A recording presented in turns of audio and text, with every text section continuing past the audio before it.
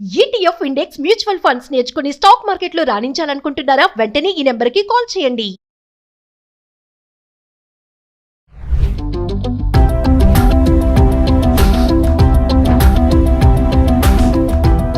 నమస్తే, welcome back to Suman T. ప్రస్తుతం మనతో పాటు ఉన్నారు TEDx speaker, legendary award winner in real estate, business analyst doctor Nandi Rameshwararao garu. సార్తో మాట్లాడదాం. నమస్తే సార్. నమస్తే అమ్మ. 28 years ఆఫ్ ఏజ్లో ఒక హౌస్ కొనుక్కోవాలి అంటే ఆ స్ట్రాటజీ కానీ ఆ ప్లానింగ్ కానీ ఎలా ఉండాలంటారు? ఫస్ట్ టైం హౌస్ కొనాలి అంటే మీరు చెప్పే టిప్స్ ఎలా ఉంటాయి? మోర్ దెన్ ఏజ్ అనేది ఒక ఫ్యాక్టర్ అండి. ఏజ్తో పాటు మీ financial stability is very important. How much your earning, how much. ఇప్పుడు ఒక 1 or 2 కేసు చెప్తాను. ఒక అబ్బాయి ఉన్నాడు, 27-28 years ఉంది. ఆయనకి 4-5 sisters ఉన్నారు. ఈయన పెద్ద ఆయన ఏదో మిడిల్లో ఉంటాడు. తండ్రి లేరు, ఏదో ప్రాబ్లం అయిపోయింది. తల్లి ఉంది, తల్లి హౌస్ వైఫ్, ఏదో ఇంట్లో పని చేసుకుంటుంది. అబ్బాయి ఇల్లు కొనాలంటే కష్టం. ఎందుకంటే 4 అక్క చెల్లెళ్ళు మెయింటైన్ చేయాలి, పెళ్ళిళ్ళు చేయాలి, భర్తలు తీసుకోవాలి, సారీ ఇవ్వాలి, కట్నం ఇవ్వాలి. ఆయన స్టైల్ వేరు ఉంటుంది. It very difficult for him to buy 28 years. Case 1. Case 2 ఈ వెల్ సెటిల్డ్. ఫాదర్స్ ఉన్నారు, ఐఏఎం చదివాడు, అహ్మదాబాద్ చదివాడు, 2-3 లక్షల శాలరీ వస్తుంది. మంచి అమ్మాయిని పెళ్లి చేసుకుంటాడు, ఆవిడకు 2-3 లక్షలు వస్తుంది. నేను ఒక అబ్బాయిని చూశాను, ఐఏఎం అహ్మదాబాద్, ఐఎస్బి హైదరాబాద్, 2 చదివి is investment banker, is gold medallist, state gold medallist. అలాంటి అబ్బాయికి 5-6 లక్షల శాలరీ వస్తుంది. కొత్త ఇనిషియల్ 25 వాల్ టైప్ ఆఫ్ ప్లానింగ్ వేరుంటుంది. So at all end of the day real estate buying is your financial stability, your career progression. డ్రైవర్గా చేరినట్టు డ్రైవర్గానే retire అవుతాడు, కండక్టర్గా చేరినట్టు కండక్టర్, ఏదో స్లాబ్ 50 రూపాయలు 100 రూపాయలు పెరుగుతుంది. అదే ఇంజనీర్గా చేరినట్టు ఇంజనీర్గా రిలేటెడ్. అది చదువుకున్నాడంటే ప్రమోషన్స్ వస్తాయి. మీరు యాంకర్గా చేరినట్టు తర్వాత జర్నలిస్టు, సీనియర్ జర్నలిస్టు, ఇంకా డైరెక్టర్, ప్రోగ్రామ్ కోఆర్డినేటర్, మీకు ఎట్లయితున్నాయి అట్లా ఆ కెరియర్ కొంతమందికి ఉంటుంది. క్లర్క్లకి, బ్యాంకులో కలిగితే రిటైర్ అయినప్పుడు అసిస్టెంట్ మేనేజర్ అవడం కష్టం. అదే ప్రొఫెషనల్ ఆఫీసర్ ఏంటంటే డీజీఎం, సీఎం, జిఎం దాకా వెళ్ళిపోతారు. ఇక్కడ నువ్వు మాట్లాడేదానికి అర్థం అంటే 28 yearsలో అజ్యూమ్ ద 23-24 years చదువుకున్నాను అనుకోండి పీజీ, తర్వాత జాబ్లో జాయిన్ అవుతాడు. ఈ 3-4 years ఎక్కువ సేవ్ చేయడానికి ఉంటుంది. ఎందుకంటే ఫస్ట్ చాలామంది పేరెంట్స్ చూసుకుంటే వాళ్ళు అప్పులు చేసి చదివిస్తారు పిల్లల్ని. కొంతమంది, I'm not talking Adanis and అమ్మని, general middle class family. So first నా కేసులో అయింది.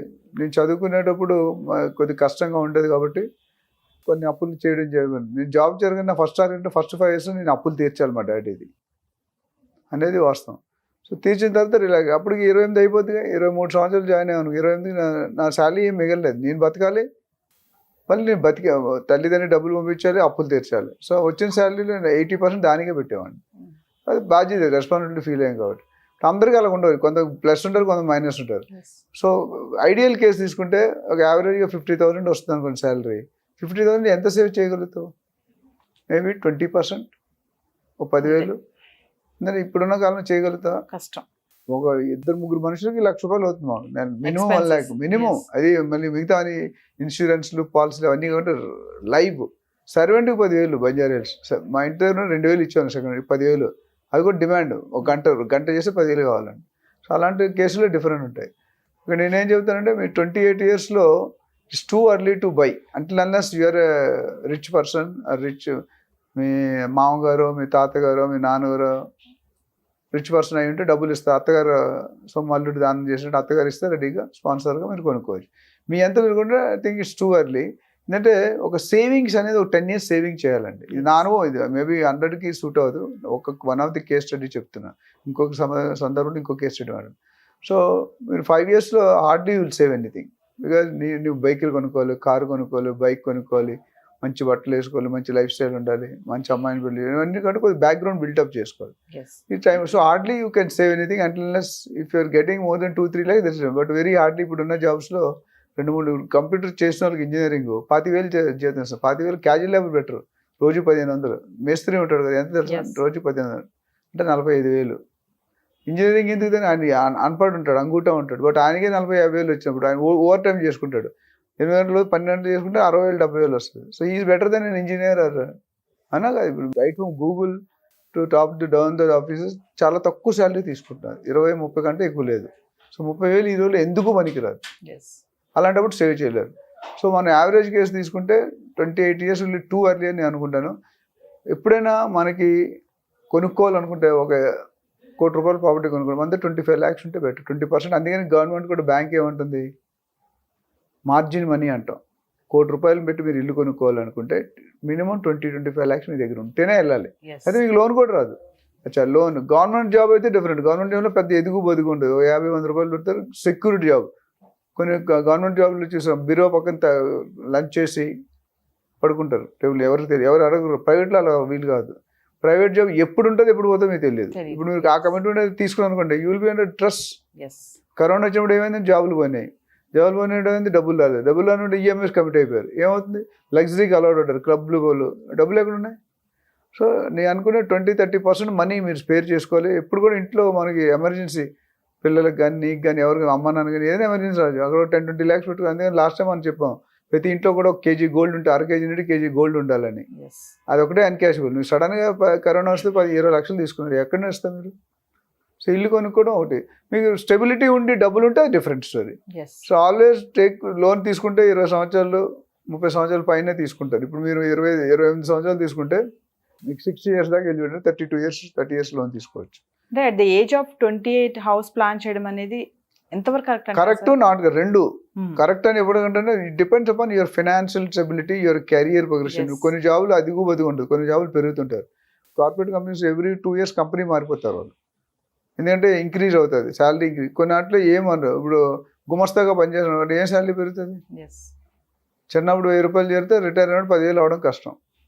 ఎవ్రీ ఇయర్ ఒక 500-200 పెరుగుతుంది. అలాగే కార్పొరేట్ లెవెల్లో ఉన్న బాగా ఎడ్యుకేటెడ్, హైలీ ఎడ్యుకేటెడ్ వేరు, హైలీ అన్ఎడ్యుకేటెడ్ వేరు. ఈ రెండు కూడా 2 different కోణాల్లో చూడాలి. ఒక కేసులో ఎస్ అంటాను, ఇక 28 years will make 22 years job వచ్చింది, డిగ్రీ 21 జాబ్ వస్తే 7 years కూడా మేడ్ 10-20 lakhs ఈజీగా. మంచి పొజిషన్, ఇప్పుడు ఐఐఎం ఇవన్నీ చదువుకున్న వాళ్ళకి బాగా డబ్బులు వస్తాయి, they can buy. But I'm talking about the other side of the coin, LIG, MIG, HIG and MIG can buy. LIG buying is little tough. So అక్కడ ఉన్న పరిస్థితిలో మనకి family conditions, career position, financial stability, ఎంత save చేయగలుగుతున్నాం, ఎంత save చేయలేకపోతున్నాం, నీకు inventory ఏమైనా ఆస్తులు ఉన్నాయా, రెంటల్ ఇన్కమ్ ఉందా, ఇవన్నీ కూడా మనం CA దగ్గరకు లేదా CFP అంటారు, సర్టిఫికేట్ ఫైనాన్షియల్ ప్లాన్, వాళ్ళ దగ్గరికి వెళ్తే వాళ్ళకి అనాలిసిస్ చెప్తారు, నీకు ఎంత వస్తుంది, ఎంత సేవ్ చేయగలరు, ఎంత సేవ్ చేయాలి. చాలామంది లాస్ట్ ఒక పాయింట్ చెప్పి క్లోజ్ ఉంది, ఏమంటారంటే ఫస్ట్ ఖర్చు పెట్టేస్తారు, మిగిలింది సేవ్ చేస్తారు. That's wrong. నేను చేసిన పని ఏంటంటే ఫస్ట్ సేవ్ చేసిన పక్కన పెట్టి ఉన్న దాంట్లో అడ్జస్ట్ చేసుకోండి. మటన్ లేకపోతే, చికెన్ లేకపోతే డూ విత్ దాల్ రోటీ, లేకపోతే పచ్చడి మెతుకులు తినండి. సేవింగ్ ఈజ్ ఎ మస్ట్, లేకపోతే యూ విల్ బికమ్ షేవింగ్ వేరు, సేవింగ్ వేరు. సేవింగ్ అంటే పోవడం.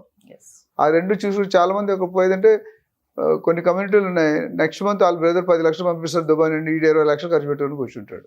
ఆ బ్రదర్ పంపిడు, ఈడేమవుతాడు, డిప్రెషన్లోకి వెళ్ళిపోతాడు, మెంటల్ టార్చర్.